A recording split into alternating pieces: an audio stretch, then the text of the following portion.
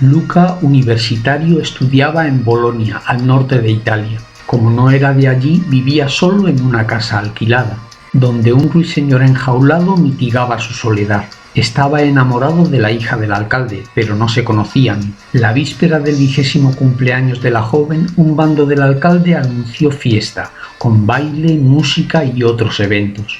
Además, si ese día algún joven obsequiaba con una rosa roja a su hija, podría bailar con ella.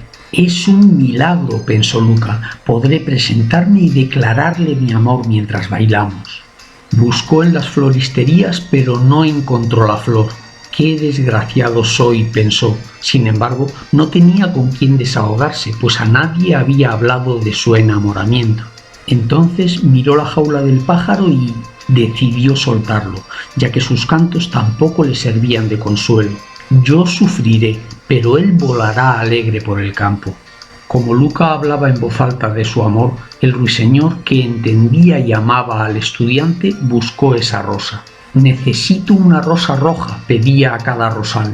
«Tengo de otro color» o «no tengo flores» eran las respuestas. Por último, llegó al rosal bajo la ventana del estudiante.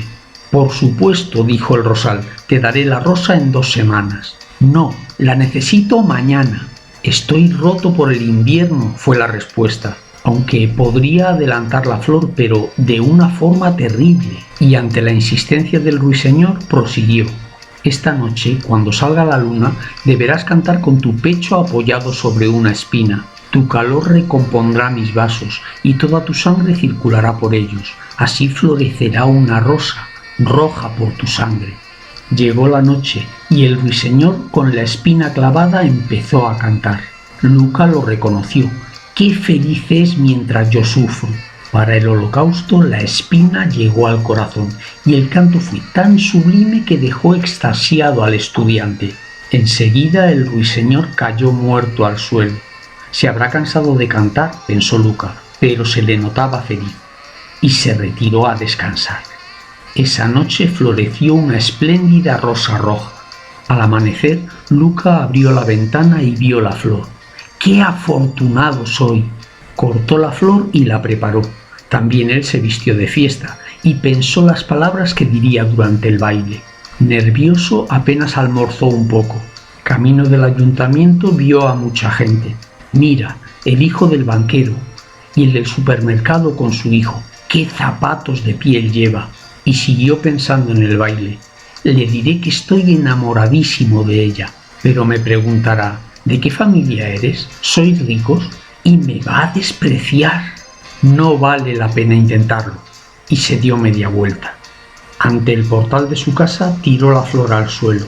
Vio al ruiseñor muerto y pensó, ha muerto de frío, pero feliz, pues nunca había cantado como anoche. En fin, seguiremos estudiando porque el amor es una tontería. Carlo, amigo de Luca, vivía muy cerca. Buscó a Luca para ir juntos a la fiesta, pero este le dijo que no iría. Junto al portal, Carlo encontró la flor y el ruiseñor muerto. Al ver la herida del pájaro y el color sangre de la rosa, entendió todo.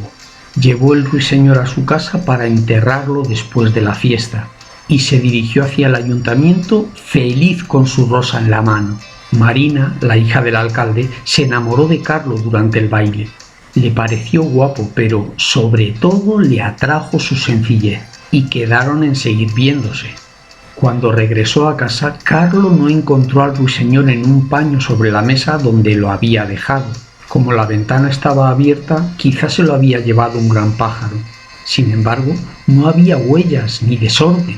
«Bah», reaccionó, «es absurdo pensar que está vivo». Pero Carlo se sintió agradecido y muy feliz porque ese día había encontrado el amor de su vida.